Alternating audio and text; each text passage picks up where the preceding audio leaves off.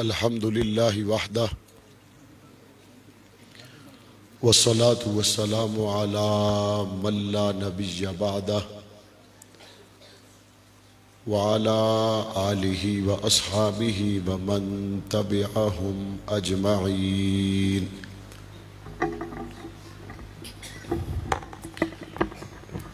أما بعد فأعوذ بالله من الشيطان الرجيم. بسم الله الرحمن الرحيم.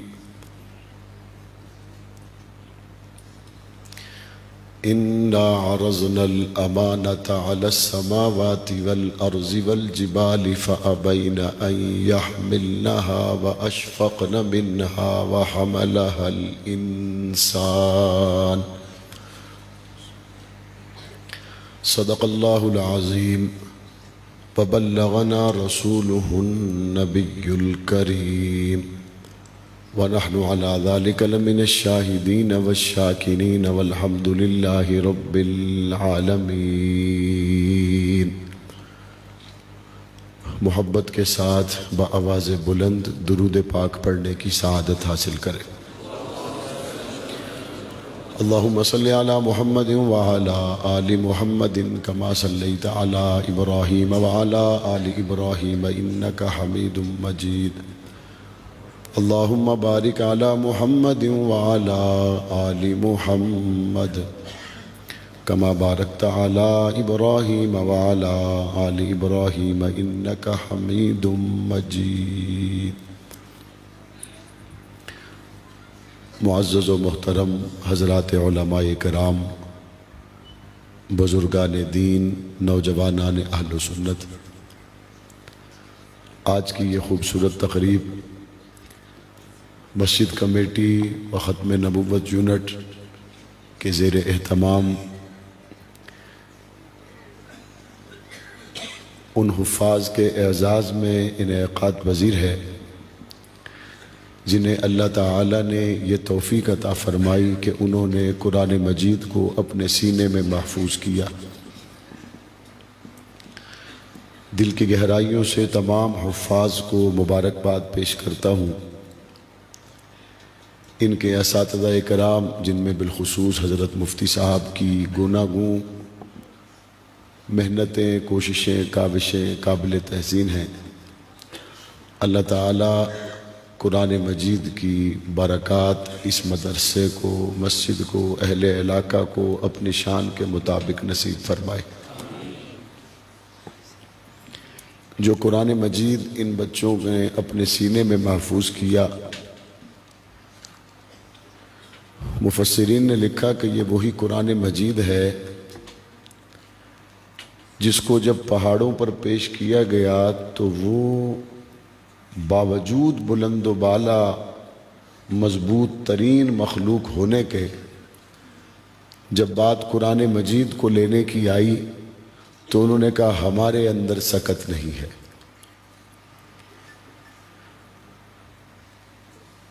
قرآن مجید کو آسمان اور زمین پر پیش کیا گیا تو باوجود بلند و بالا بنا ستون کے کھڑی ہوئی اس عظیم الشان چھت نے، پرعظمت، خوبصورت، ستاروں سے بھری ہوئی، لیکن جب قرآن مجید اس پر پیش کرنے کی باری آئی تو اس نے کہا مجھ میں یہ سکت نہیں ہے. زمین پر قرآن مجید کو پیش کیا گیا تو زمین باوجود اپنی وسعتوں کے، باوجود اس کے کہ اس پر کروڑوں کی تعداد میں انسان چلتے ہیں، اربوں کی تعداد میں چوپائے رہتے ہیں، لیکن جب بات قرآن مجید کے پیش کرنے کی آئی تو اس نے کہا اس کو اٹھانے کی سکت ہمارے اندر بھی نہیں ہے. پھر کیا ہوا؟ پھر اسی قرآن مجید کو جسے آسمان و زمین اور پہاڑ نہ اٹھا سکتے تھے، انسان نے اٹھا لیا. اس قرآن مجید کو جسے زمین اور آسمان نہیں اٹھا سکتے،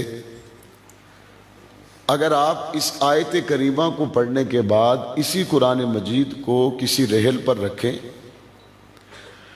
اور رحل پر رکھنے کے بعد آپ خود سمندر میں ایک کشتی میں بیٹھ جائیں اور قرآن مجید کو رحل پر کھول دیں تو کیا کشتی کے نیچے سے سارا پانی نکل کے دوڑ جائے گا کہ میں تو اس کا وزن نہیں اٹھا سکتا؟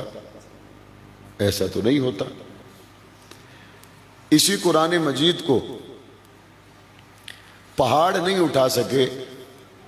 آپ کے قریب قریب بہت سے پہاڑ ہیں، اگر کوئی اس قرآن مجید کو لے جا کر کسی پہاڑ کی چوٹی پہ رکھ دے تو کیا وہ پہاڑ ریزہ ریزہ ہو جائے گا؟ ایسا تو نہیں ہوتا۔ اب قرآن مجید یہ کہتا ہے کہ اگر پہاڑوں پہ پیش کیا جائے تو وہ ریزہ ریزہ ہو جاتے، آسمان تک تو ہماری پہنچ کوئی نہیں، زمین پہ رکھو تو وہ ہلتی بھی نہیں ہے، پہاڑ پہ رکھیں تو حرکت نہ کرے، بحری بیڑے میں کشتی میں بیٹھ کر اگر رحل پہ قرآن کھول دیں تو پانی نیچے سے نکل کے دوڑتا کوئی نہیں۔ قرآن مجید خود یہ کہہ رہا ہے کہ مجھے تو آسمان نہیں اٹھا سکا، مجھے تو پہاڑ نہیں اٹھا سکے، مجھے تو زمین نہیں اٹھا سکی۔ تو سوال پیدا ہو گیا، کیا یہ وہی قرآن ہے جس کا قرآن نے تذکرہ کیا ہے یا یہ کوئی اور قرآن ہے؟ تو جواب آپ کو علماء کرام بھی دیں گے، علماء نہ ہوں تھوڑے بہت دین کو جاننے والے لوگوں سے پوچھیں گے تو وہ بھی یہی کہیں گے، نہیں بھائی یہ قرآن وہی ہے۔ سوال پھر ادھر ہی کھڑا ہوا ہے، مولانا صاحب اگر یہ قرآن وہی ہے تو میں نے پہاڑ پہ رکھا، پہاڑ ٹوٹا کیوں نہیں؟ اگر قرآن وہی ہے میں نے اس کو سمندر میں رکھا تو پانی دوڑا کیوں نہیں؟ اگر قرآن وہی ہے میں نے زمین پہ رکھا تو وہ ریزہ ریزہ کیوں نہیں ہوئی؟ جواب اس کا بتائیں۔ جب اس کا جواب تلاش کریں گے تو آپ کو پھر تھوڑا سا پیچھے سفر طے کرنا پڑے گا، اور آپ پیچھے سفر طے کرتے کرتے پہنچیں گے 1400 سال پہلے۔ کہاں؟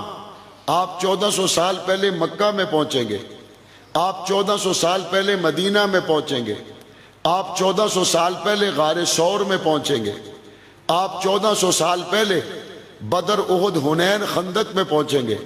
وہاں پہنچنے کے بعد آپ کو نظر آئے گا کہ حضور علیہ السلام پر جب جبرائیل علیہ السلام قرآن مجید لے کر نازل ہوتے اس وقت حضور علیہ السلام پر بوجھ کی کیفیت کیا ہوتی تھی، آپ پڑھیں تو آپ کو پتہ چلے گا، علماء سے پوچھیں تو وہ آپ کو بتائیں گے۔ حضور علیہ السلام پر جب قرآن مجید نازل ہوتا سخت سردیوں میں بھی حضور علیہ السلام کی پیشانی پر پسینے کے قطرے نمایاں ہو جاتے، سخت سردی کے باوجود بھی پیغمبر علیہ السلام جب قرآن مجید نازل ہوتا آپ علیہ السلام پسینے میں شرابور ہو جاتے۔ ایک صحابی کہتے ہیں میری ران حضور علیہ السلام کی ران کے نیچے تھی، اسی درمیان میں حضور علیہ السلام پر وحی نازل ہو گئی۔ جب حضور علیہ السلام پر وحی نازل ہوئی یکا یک حضور علیہ السلام کا وزن اتنا زیادہ ہو گیا کہ مجھے اس بات کا خطرہ محسوس ہوا کہ میری ٹانگ کے پرخچے اڑ جائیں گے، میں اس بوجھ کو برداشت نہ کر سکا۔ ایک صحابی نے یہ بھی دیکھا کہ حضور علیہ السلام کی سواری حضور کو لے کر چل رہی ہے، لیکن سواری پر حضور علیہ السلام پر جب جبرائیل علیہ السلام قرآن لے کر آئے، وحی لے کر نازل ہوئے، سواری میں چلنے کی سکت نہیں رہی، وہیں بیٹھ گئی۔ یہ وہ بوجھ تھا جو میرے نبی نے اپنے قلب انور پہ برداشت کیا، اور یہ وہی بوجھ تھا جس کو پہاڑ نہیں اٹھا سکتے تھے، یہ وہی بوجھ تھا جس کو کائنات کے سمندر نہیں اٹھا سکتے تھے، یہ وہی بوجھ تھا جو پاک پیغمبر علیہ السلام پر آیا اور حضور علیہ السلام پر بذریعہ وحی اس وحی کی کیفیت کا پاک پیغمبر نے اس کو اٹھایا، اور اس کے بعد اس بوجھ کو آپ کے ایبٹ آباد اور دنیا کے پہاڑ نہیں اٹھا سکتے تھے۔ لیکن اس کے بعد ہوا کیا؟ آیا تو اتنا وزنی تھا کہ آسمان، زمینوں، پہاڑ نہ اٹھا سکے۔ لیکن جب میرے نبی صلی اللہ علیہ وسلم کے اندر یہ قرآن گیا اور حضور کی رحمت والی زبان سے نکلا، حضور کے رحمت والے لبوں سے نکلا، تو اللہ نے اس کو اتنا ہلکا کر دیا، اتنا آسان کر دیا کہ آیا تھا تو پہاڑ نہیں اٹھا سکتے تھے، میرے نبی کی رحمت والی زبان سے نکلا تو 7 سال کا بچہ اٹھائے پھرتا ہے۔ میرے نبی کی رحمت والی زبان سے نکلا۔ آج زبان پر قرآن ہے، سینے میں قرآن ہے۔ آج قرآن مجید سب کے لیے آسان ہے۔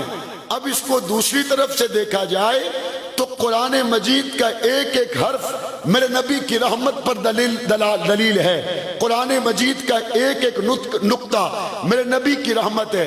قرآن مجید کی ایک ایک زبر میرے نبی کی رحمت ہے. قرآن کی 7 منزلیں میرے نبی کی رحمت ہے. قرآن کے 30 پارے میرے نبی کی رحمت ہے.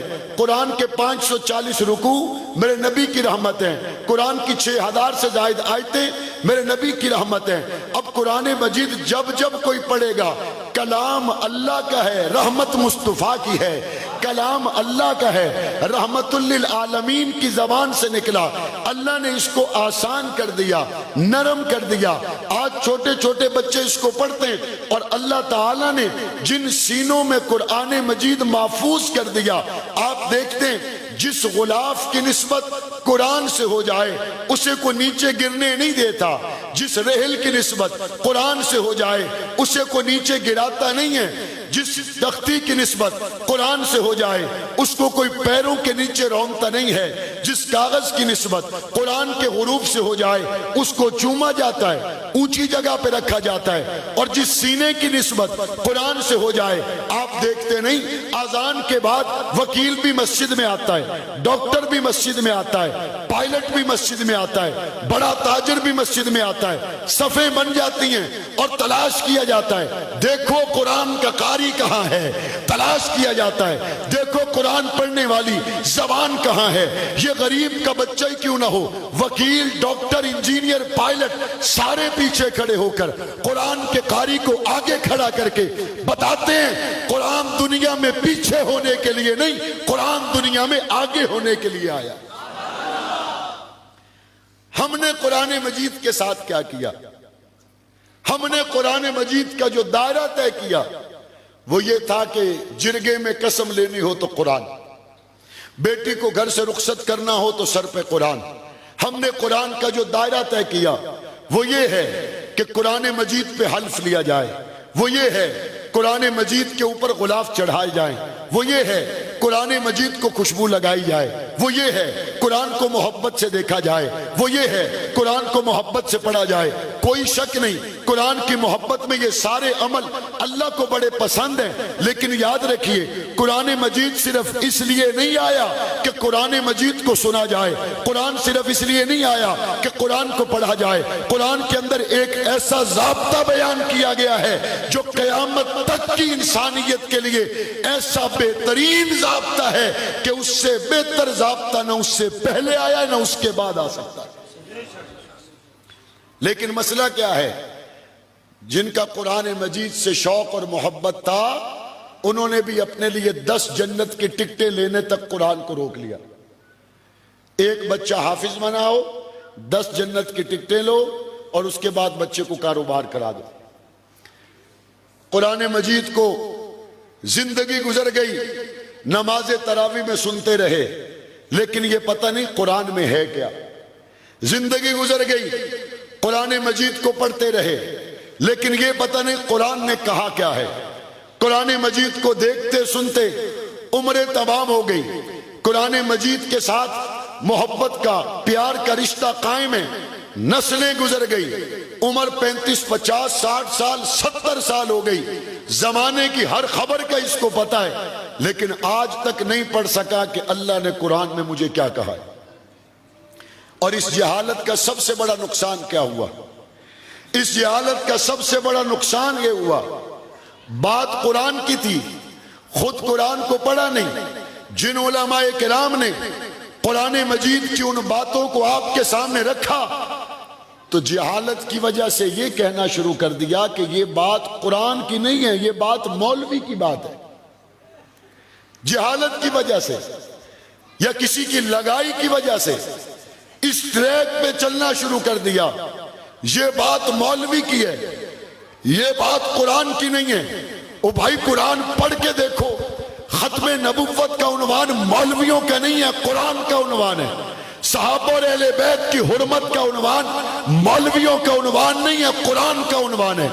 پاک پیغمبر کے اس دین کی باتیں جو قرآن مجید میں ہیں وہ مولویوں کی بنائی ہوئی نہیں ہیں، وہ قرآن مجید کی باتیں ہیں۔ قرآن مجید پڑھتے چلے جائیں، پڑھتے چلے جائیں، اللہ کا قرآن بتائے گا سورہ نور میں عائشہ صدیقہ کا شان کیا ہے، مقام کیا ہے، عزت اور احترام کیا ہے، اللہ کا قرآن بتائے گا ختم نبوت کا مقام کیا ہے، اور پاک پیغمبر کی شخصیت ذات اقدس کے ساتھ محبت کا معیار کیا ہے، پیمانہ کیا ہے۔ قرآن پڑھیے پتہ چلے گا پاک پیغمبر کے ساتھ اترنے والے بدر میں کون تھے، حنین میں کون تھے، پاک پیغمبر کے ساتھ سفر کے حضر کے ساتھی کون تھے۔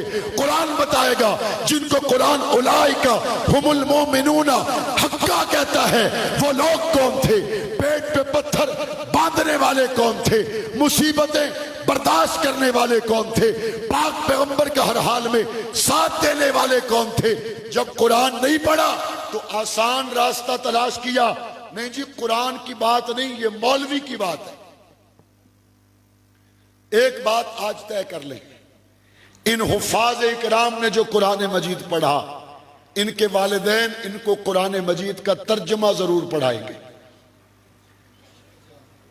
8 سال مدرسے میں نہ بیچ سکو تو کوئی بات نہیں، حفظ انہوں نے کر لیا ہے، 6 مہینے لگائیں، 8 مہینے لگائیں، لیکن قرآن مجید کا ترجمہ پڑھ لیں تاکہ اس بچے کو پتا ہو میرے رب نے مجھے میرے باپ کے بارے میں کیا حکم دیا ہے، اس کو پتا ہو سب سے زیادہ میرے اوپر حق کس کا ہے، اس کو پتا ہو میں نے بازار میں بیٹھ کے تجارت کیسے کر رہی ہے، اس کو پتا ہو میرے ذمے اللہ کی مخلوق کے حقوق کیا ہیں۔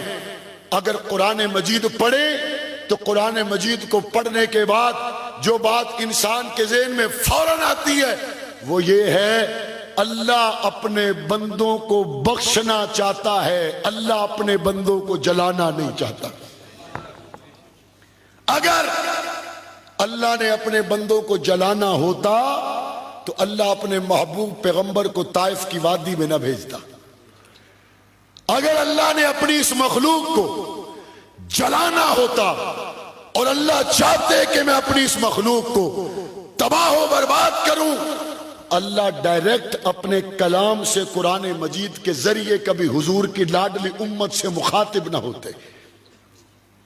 ہمارے ایک بڑے عزیز دوست ٹوبا ٹیک سنگھ کے علاقے میں رہتے ہیں، انہوں نے مجھے کہا کہ میں مری میں سیر کرنے کے لیے گیا تو مجھے میرے والد نے کہا بیٹا ناشتہ فلاں ہوٹل میں کرنا ہے، دوپہر کا کھانا فلاں جگہ پہ کھانا ہے، رات کا کھانا فلاں جگہ پہ کھانا ہے، لسی فلاں جگہ سے پینی ہے، فلاں ہوٹل میں نہیں جانا ان کا کھانا ٹھیک نہیں، فلاں میں نہیں جانا ان کی رہائش ٹھیک نہیں۔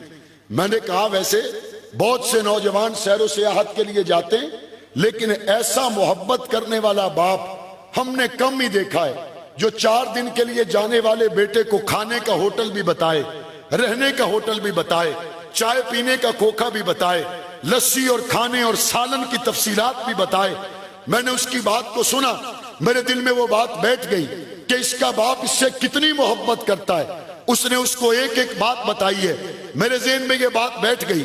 یہ بات بیٹھے بیٹھے ایک وقت آیا جب میں نے قرآن مجید کا ترجمہ پڑھا تو مجھے نظر آیا اللہ تعالیٰ اپنے بندوں سے محبت کرتے ہوئے کیا کہتے ہیں، وَإِذَا بَلَغَ الْأَطْفَالُ مِنْكُمُ الْحُلُمَ فَلْيَسْتَأْذِنُوا كَمَا اسْتَأْذَنَ الَّذِينَ مِنْ قَبْلِهِمْ۔ اللہ اپنے بندوں کو نصیحت کرتے ہوئے کیا کہتے ہیں، وہ چھوٹے چھوٹے بچے جو تمہارے گھروں میں آتے ہیں جب وہ بڑے ہو جائیں اس وقت ان کو اجازت لے کر اسی طرح تمہارے گھر میں آنا چاہیے جس طرح بڑے لوگ اجازت لے کے آتے ہیں۔ اس سے آگے چلیے، اللہ اپنے بندوں کو مخاطب کر کے کیا کہتا ہے، کہتا ہے تم اپنے بھائی کے گھر سے کھانا کھا سکتے ہو، اپنی بہن کے گھر سے کھانا کھا سکتے ہو، اپنے چچا اور پھپھو کے گھر سے کھانا کھا سکتے ہو۔ اس سے آگے چلے قرآن مجید کیا کہتا ہے، کہتا ہے تمہارے گھر کے معاملات میں 3 وقتوں میں تمہارے خدام کو، تمہاری لونڈیوں کو، تمہارے خدمت کرنے والوں کو اجازت لے کے اندر آنا چاہیے۔ یہ 3 وقت کون سے ہیں؟ قرآن کہتا ہے من بعد صلاۃ الفجر وحین تضعون ثیابکم من الظہیرۃ ومن بعد صلاۃ العشاء ثلاث عورات لکم۔ قرآن کہتا ہے فجر سے پہلے، ظہر کے وقت اور عشاء عشاء کے بعد تمہارے بچے تمہارے بیڈ روم میں آئیں، دستک دے کے آئیں، بغیر اجازت کے نہ آئیں۔ یہ 3 وقت وہ ہیں جن میں تم عام طور پہ کپڑے اتار دیتے ہو۔ قرآن مجید کھانا کھانا کہاں ہے، کہاں نہیں کھانا، اس کا بھی مشورہ دیتا ہے۔ کہاں آپ کو کس طرح چلنا ہے، قرآن اس کی بھی بات کرتا ہے۔ گھر میں داخل ہونا ہے، سلام لے کے ہونا ہے، قرآن اس کا بھی بتاتا ہے۔ کھانا کون سا چھوڑنا ہے، قرآن اس کو بھی بتاتا ہے۔ ملنا کس کے ساتھ ہے، قرآن اس کو بھی بتاتا ہے۔ کس کے ساتھ نہ ملنا، قرآن اس کو بھی بتاتا ہے۔ معذور کو اپنے ساتھ بٹھا کے کھلا سکتے ہو، قرآن اس کا بھی بتاتا ہے۔ اپنے والدین کی عزت کرنی ہے، قرآن یہ بھی بتاتا ہے۔ اپنی نظروں کو نیچے رکھنا ہے، قرآن یہ بھی بتاتا ہے۔ عورت اپنی زیب و زینت کو کسی اور پر ظاہر نہ کرے، قرآن یہ بھی بتاتا ہے۔ ایڑی مار کر نہ چلے، قرآن یہ بھی بتاتا ہے۔ مرد اپنی نظروں کو نیچے رکھے، قرآن یہ بھی بتاتا ہے۔ آنکھوں کی حفاظت کرے، قرآن یہ بھی بتاتا ہے۔ شرمگاہ کی حفاظت کرے، قرآن یہ بھی بتاتا ہے۔ میرے دل میں ساری باتیں حل ہوتی چلی گئی۔ یہ لڑکا جو اپنے باپ کو بتاتا ہے میں مری میں سیر کے لیے جاتا ہوں، خدا کی قسم کھا کے کہتا ہوں یہ باپ اپنے بیٹے کو اتنی نصیحت نہیں کرتا جتنی رب اپنے بندے کو نصیحت کرتا ہے۔ رب اپنے بندے کو جو بار بار نصیحت کرتا ہے، یہ بار بار نصیحت رب اس لیے کرتا ہے کہ میرا بندہ میرا بنے۔ 4 سپارہ پڑھیے، قرآن کیا کہتا ہے؟ والذین اذا فعلوا فاحشۃ او ظلموا انفسهم ذکروا اللہ فاستغفروا لذنوبهم ومن یغفر الذنوب الا اللہ ولم یصروا علی ما فعلوا وهم یعلمون۔ قرآن کیا کہتا ہے؟ قرآن کہتا ہے گناہ ہو گیا بس اس پہ ڈٹنا نہیں۔ جو بندہ مجھ سے توبہ کرے گا مجھ رب کو توبہ قبول کرنے والا پائے گا۔ پڑھیے قرآن، قرآن کیا کہتا ہے؟ قرآن کہتا ہے من جاء بالحسنۃ فلہ عشر امثالھا۔ جو ایک نیکی لے کے آئے گا ہم 1 نہیں 10 لکھیں گے۔ ومن جاء بالسیئۃ فلا یجزا الا مثلھا۔ قرآن کہتا ہے 1 گناہ لے کے آؤ گے ہم 2 نہیں 1 لکھیں گے۔ میں نے کہا یا اللہ 10 نیکیاں آ گئی، اللہ کہتا ہے 100 لکھوں گا۔ میں نے کہا یا اللہ 10 گناہ آ گئے، اللہ کہتا ہے 11 نہیں 10 ہی لکھوں گا۔ میں نے کہا یا اللہ بندہ توبہ کر گیا، اللہ کہتا ہے میں ایسا نہیں کروں گا، نیکیاں بھی ختم گناہ بھی ختم، پھر 1 سے شروع کرو۔ اللہ کہتا ہے توبہ کرتے ہو 10 گناہ معاف کر دیے۔ میں نے کہا یا اللہ معاف ہو گئے، اللہ کہتا ہے صرف معاف نہیں ہوئے، ان 10 گناہوں کو 10 نیکیاں بنا کے تمہارے نامہ اعمال میں شامل کر دیا۔ قرآن مجید صرف اس بارے میں رہنمائی نہیں کرتا۔ عام لوگ یہ سمجھتے ہیں جو قرآن مجید کو نہیں پڑھتے شاید قرآن مجید صرف نماز پڑھنے کی بات کرتا ہے، شاید قرآن صرف زکوٰۃ دینے کی بات کرتا ہے۔ ایسا نہیں کہ شاید قرآن مجید صرف جہاد کی بات کرتا ہے، ایسا نہیں کہ قرآن مجید صرف عبادات کے باب میں ہماری رہنمائی کرتا ہے۔ قرآن کھولو، دکان کیسے چلانی ہے قرآن بتاتا ہے، کاروبار کیسے چلے گا قرآن بتاتا ہے، تمہارا حصہ کتنا ہے قرآن بتاتا ہے، تمہارے رشتہ داروں کا حصہ کتنا ہے قرآن بتاتا ہے، تمہارے مال میں کن کن لوگوں کا حصہ نکلنا چاہیے قرآن بتاتا ہے، مہر کیسے دینا ہے قرآن بتاتا ہے، مر جاؤ تو بیٹی کا حصہ کتنا ہے قرآن بتاتا ہے، بیٹے کا حصہ کتنا ہے قرآن بتاتا ہے، دادا اور پڑنانا کی طرف کون کون سی چیزیں لوٹ جائیں گی قرآن بتاتا ہے۔ ایک ایک چیز کو ہمیں پہنچانے والی اللہ کی کتاب قرآن ہے اور واسطہ بننے والی ذات محمد مصطفیٰ کی ذات ہے۔ اس سے بڑا المیہ ہو ہی کوئی نہیں سکتا۔ ہم دنیا میں سب کچھ پڑھ گئے، نہ اللہ کا قرآن پڑھا نہ محمد کا فرمان پڑھا۔ اس سے بڑا المیہ اور کوئی نہیں ہو سکتا۔ زندگی گزر گئی، چند صورتیں یاد کی، اسی پہ گزارا کیا۔ اور یہ کیوں نہیں ہوتا؟ یہ ہوتا بھی اس لیے نہیں ہے کہ قرآن مجید کی سند جس کے پاس ہو اس کا بڑی نوکری لگنے یا نہ لگنے سے کوئی تعلق نہیں ہے۔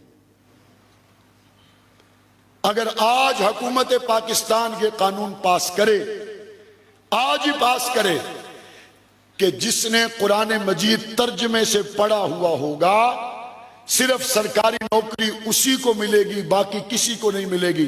آپ دیکھ لینا یہ جو قرآن مجید کے مدرسے خالی ہیں یہ سارے بڑھ جائیں گے۔ یہ جو قرآن مجید کا ترجمہ پڑھانے والے استاد جن کی تنخواہ 10 12 15 ہزار سے زیادہ نہیں ہوتی، ان کو بڑے بڑے لوگ بڑی بڑی عمارتوں میں بٹھا کے 1.5 لاکھ روپے تنخواہ دیں گے. کیوں؟ کیونکہ بھائی اب تو قرآن مجید کی وجہ سے نوکری ملنی ہے نا. اس کا مطلب ہے کہ ہم ذہنی طور پر مغرب کے سیلاب میں بہہ چکے. جہاں پیسہ آئے گا ہمارا بچہ اسی طرف جائے گا. 4 بھائیوں ان کی اولادوں میں جو نالائق کمزور ہوں، عمومی مزاج عرض کر رہا ہوں، اسا حافظ بنا سا تے جڑا تیز تراز ہوئے اسا تا ڈاکٹر بنا سا، یہ تو وکیل بنے گا، یہ تو پائلٹ بنے گا، یہ تو فلاں بنے گا. 20 لوگوں سے سارا دن مل کے انٹرویو کریں، بچے کیا پڑھتے ہیں، بتائیں گے جناب میرا بچہ ڈاکٹر بن رہا ہے، میرا بچہ تجارت کر رہا ہے، میرا بچہ فلاں بزنس میں مصروف ہے. 100 لوگوں سے ملیں، کوئی ایک بندہ ملے گا جو کہے گا میرا بیٹا عالم بن رہا ہے. کوئی ایک ملے گا. 2 کاموں میں سے ایک کریں، یا تو اپنے بچوں کو فی الفور تہیہ کریں کہ قرآن کا عالم بنائیں، اور اگر آپ یہ نہیں کر سکتے تو پھر دوسرا تہیہ کر لیں، علماء پر تنقید کرنا چھوڑ دیں. اگر اپنے بچوں کو عالم نہیں بنا سکتے تو جو عالم بنے ہوئے قرآن و سنت کے مطابق اپنی ذمہ داریاں نبھانے کی کوشش کر رہے ہیں، لوگوں کو دین پہنچانے کے لیے جستجو کر رہے ہیں، اگر اپنے لاڈلے بیٹے کو عالم نہیں بنا سکتے اور دوسرے کسی عالم کی قدر بھی نہیں کر سکتے تو پھر کم از کم زبانیں بند رکھو، تنقید نہ کرو. اور مغرب نے یہ آسان طریقہ نکالا ہے کہ جب بھی اسلام کو برا کہنا ہو تو اسلام کو برا نہ کہو بلکہ مولوی کو برا کہو.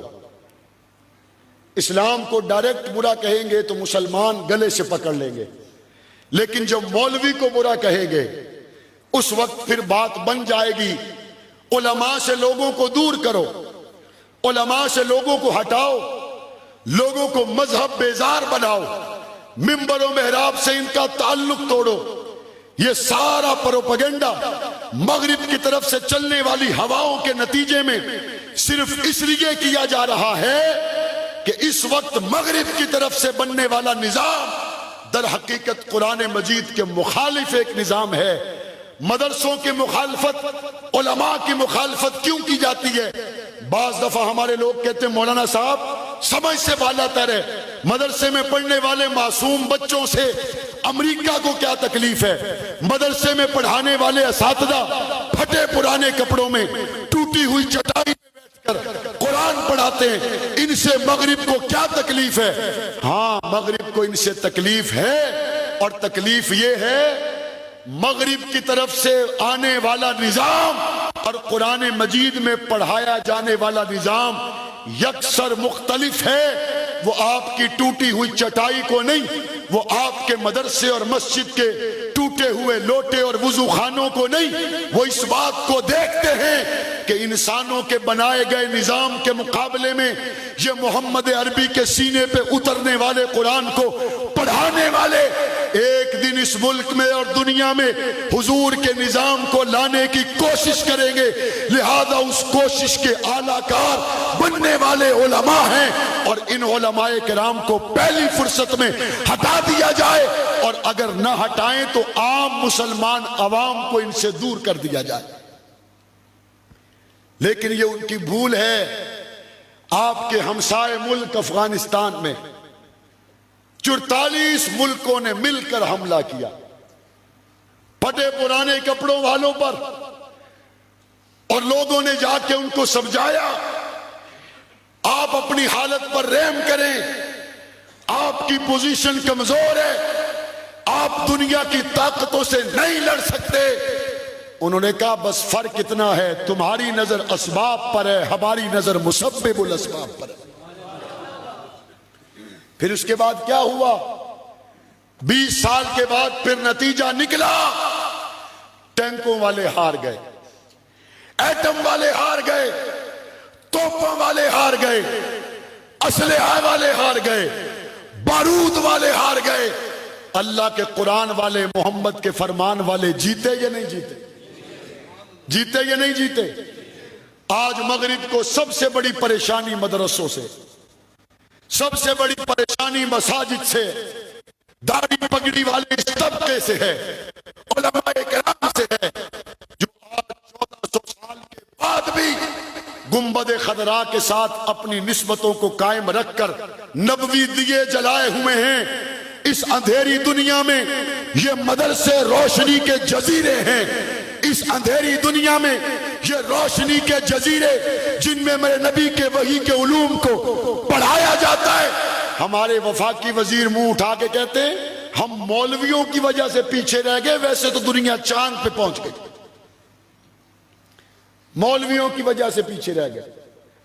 اس بے وقوف سے کوئی پوچھے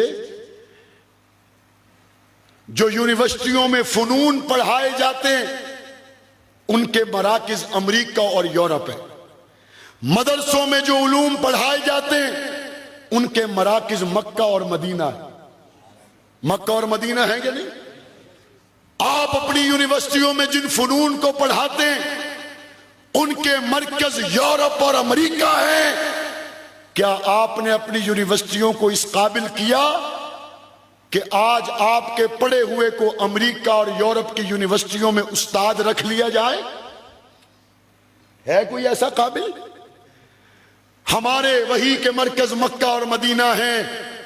جاؤ مسجد نبوی میں، جاؤ مسجد حرام میں، وہاں آپ کو نظر آئے گا مسجد نبوی کی چھت کے نیچے اور خانہ کعبہ کے صحن میں بیٹھ کر پاکستان کے قاری عرب کے بچوں کو قرآن پڑھا رہے ہیں۔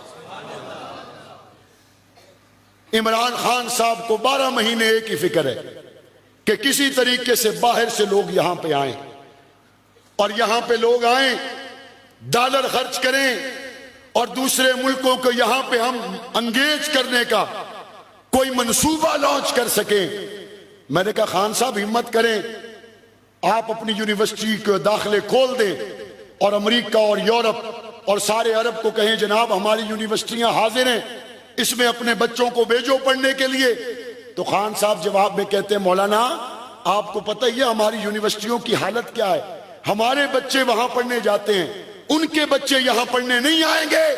میں نے کہا اگر آپ کی پوزیشن کمزور ہے، آپ یورپ، افریقہ، امریکہ اور عرب کے باہر دنیا کو اطلاع دیں کہ پاکستان کے مدرسوں کے داخلے ہم نے پوری دنیا کے لیے کھول دیے۔ میں یقین سے کہتا ہوں ڈالروں والے، پاؤنڈوں والے، ریالوں والے، دراہیم اور دنانیر والے اپنے بچوں کو قرآن کا علم سکھانے کے لیے پاکستان کے مدرسوں میں بھیجیں گے۔ بھیجیں گے یا نہیں بھیجیں گے؟ سرکاری امداد نہ ملنے کے باوجود ان مدارس کے لوگوں نے اتنی بڑی محنت کی ہے کہ پوری دنیا میں پاکستان کے مدارس کو عزت کی نظر سے دیکھا جاتا ہے، احترام کی نظر سے دیکھا جاتا ہے۔ اور یہ وزیر صاحب اٹھ کے کہتے ہیں مولویوں کی وجہ سے پیچھے رہ گئے ورنہ ہم دنیا تو چاند پہ چلی گئی۔ وزیر صاحب سائنسدان ترقی کر کے چاند تک پہنچ گئے، مولویوں نے ترقی کی اور یہ جنت تک پہنچ گئے۔ آپ بتائیں نہ آپ چاند پر جا سکے نہ آپ جنت تک پہنچ سکے، آپ ہیں کدھر؟ لمحہ فکریہ آپ کے لیے۔ مجھے کسی نے کہا آپ ان کے بارے میں کہیں نہ خدا ہی ملا نہ وصال صنم۔ میں نے کہا میں ان کے بارے میں یہ نہیں کہوں گا، اس بدقماش کے بارے میں یہی کہوں گا دھوبی کا کتا نہ گھر کا نہ گھاٹ کا۔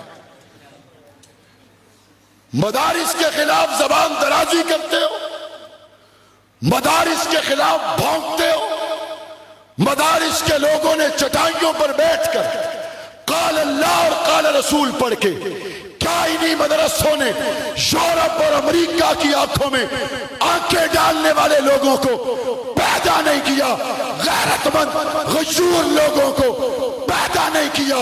آج بھی اگر دنیا ہے کفر لرزہ اندام ہے تو آپ کے ڈاکٹروں سے نہیں ہے، مدرسے کے مولوی۔ آج بھی دنیا پریشان ہے تو خادم حسین رضوی سے پریشان ہے۔ آج بھی دنیا پریشان ہے تو احسان الہی ظہیر کے بیٹوں کی وجہ سے پریشان ہے. آج بھی دنیا پریشان ہے تو حق نواز جنگوی اور اعظم طارق کے چاہنے والوں کی وجہ سے پریشان ہے. اور آئندہ بھی دنیا پریشان رہے گی تو محمد کے غلاموں سے پریشان رہے گی. اور آئندہ بھی مسلمانوں کے لیے راہ نکلے گی تو جن کا تعلق گنبد خضرا سے ہے ان کے صدقے سے نکلے گی انشاءاللہ. آپ مساجد مدارس کے ساتھ وابستہ رہیں گے, مساجد و مدارس کو مضبوط کریں گے, قرآن مجید کے علوم کو حاصل کریں گے, قرآن مجید کو سمجھنے میں اپنی صلاحیتیں خرچ کریں گے. ہمیں لوگ کہتے ہیں مولانا اللہ رسول کی بات کرو, صحابہ کو درمیان سے نکال دو. چونکہ صحابہ والا معاملہ کوئی اتنا ضروری نہیں ہے کہ آپ اس پہ اڑ جائیں, آپ اس پہ رک جائیں, آپ اس سے پھنس جائیں. میں نے کہا دیکھو قرآن مجید میں 1000 سے زائد آیتیں حضور کے صحابہ کا تذکرہ کر رہے ہیں. ایک آیت بھی نکال کر قرآن مجید کو پڑھنے کے لیے تیار ہو, ایک حرف نکال کر قرآن کو لینے کے لیے تیار ہو. تو صحابہ کی شان میں قرآن کی 1000 آیتوں کی قربانی دے کر اسلام کا دفاع کرنے کے لیے تیار ہو. کہتے ہیں آپ ان سے کسی طریقے سے نظریں ہٹا نہیں سکتے. میں نے کہا کائنات میں اللہ نے جس انسان کو سب سے خوبصورت آنکھ دی ہے وہ آنکھ میرے نبی کی ہے. وہ آنکھ کن کی ہے؟ بلند آواز سے, وہ آنکھ کن کی ہے؟ کس کی آنکھ ہے؟ اس آنکھ کو اللہ نے قرآن میں مخاطب کیا اور مخاطب کر کے کیا فرمایا؟ وَلَا تَعْدُ عَيْنَاكَ عَنْهُمْ. اے محمد آپ نے صحابہ سے نظریں ہٹانی نہیں. اگر کائنات کی سب سے مقدس آنکھ کو خلاق عالم یہ حکم دے آپ نے صحابہ سے نظروں کو ہٹانا نہیں تو حضور کا کوئی امتی صحابہ سے نظریں ہٹا سکتا ہے؟ ابو بکر اگر حضور کے مکھڑے سے چہرہ آنکھیں نہیں ہٹا سکتا تو آج کوئی امتی ابو بکر سے آنکھیں پھیر سکتا ہے؟ جس عمر کو کعبے کا لڑ پکڑ کے میرے نبی نے مانگا ہو, جس عمر سے میرے نبی کے دین کو عزت ملی ہو, اس عمر سے کوئی آنکھیں ہٹا سکتا ہے؟ جس عثمان غنی کو پاک پیغمبر نے 2 بیٹیاں دی اور جب دوسری بیٹی کا انتقال ہوا عثمان افسردہ, میرے نبی نے فرمایا عثمان 100 بیٹیاں ہوتی ایک ایک کر کے تیرے نکاح میں دیتا, دنیا میں تجھ سے اچھا داماد کوئی نہیں, مجھ سے اچھا سسر کوئی نہیں. اس ذی النورین سے کوئی آنکھیں ہٹا سکتا ہے؟ جس کو میرے نبی نے فرمایا کل جھنڈا اس کے ہاتھ میں دوں گا, جس کو اللہ اور اس کے رسول پسند کرتے ہیں, حضرت علی سے کوئی آنکھیں ہٹا سکتا ہے؟ مرحب کا سر اتارنے والا, خیبر کا در توڑنے والا, اس سے کوئی نظریں ہٹا سکتا ہے؟ حسن و حسین سے کوئی نظریں ہٹا سکتا ہے؟ حضور کے شاگردوں سے کوئی نظریں ہٹا سکتا ہے؟ حضور کے مریدوں سے کوئی نظریں ہٹا سکتا ہے؟ حضور کے پیاروں سے کوئی نظریں ہٹا سکتا ہے؟ حضور نے جن کا تزکیہ کیا ان سے کوئی نظریں ہٹا سکتا ہے؟ ہم نے بہت سے لوگوں کو ملے, پوچھا ہاں بھائی ماشاءاللہ حالات کیسے؟ وہ جی اللہ نے مہربانی ہے, ایسا نے پیرانیاں دعاواں لگ گئی ہیں. اور بہت دفعہ گاڑی کے پیچھے بھی لکھا دیکھتے ہیں ماں کی دعا, اور کبھی لکھا ہوتا ہے گولڑا شریف فلنگ اسٹیشن. بھائی کیا ہوا؟ کہتے جی یہ جو کچھ ملا ہے گولڑا شریف والوں کی دعاؤں سے ملا ہے. کوئی کہتا ہے جی جو کچھ ملا ہے بری امام سرکار کی دعاؤں سے ملا ہے. کوئی کہتا ہے جناب جو کچھ ملا ہے سلطان باؤ اور سیال شریف والوں کی دعاؤں سے ملا ہے. وہ تجھے پیروں کی دعائیں لگتی ہیں, میرے نبی نے صحابہ کو دعائیں دی, ان کو دعائیں نہیں لگتی؟ حضور نے جن کو دعائیں دی وہ کون ہے؟ حضور نے جن کو دعائیں دی وہ کون ہے؟ حضور کو جن کو دیکھ کے مسکرائے وہ کون ہے؟ جو حضور کو دیکھ کے مسکرائے وہ کون ہے؟ حضور نے جن کا تزکیہ کیا وہ کون ہے؟ جو حضور کے شاگرد بنے وہ کون ہے؟ جو حضور کے مقتدی بنے وہ کون ہے؟ جنہوں نے قرآن اترتے دیکھا وہ کون ہے؟ جنہوں نے حضور کی زبان سے قرآن سنا وہ کون ہے؟ جن کو حضور نے کلمہ پڑھایا وہ کون ہے؟ جن کو حضور نے حج کر کے دکھایا وہ کون ہے؟ جن کو حضور نے عمرہ کر کے دکھایا وہ کون ہے؟ جنہوں نے حضور کی محبت میں مارے کھائیں وہ کون ہے؟ جنہوں نے حضور کی محبت میں گھر چھوڑے وہ کون ہے؟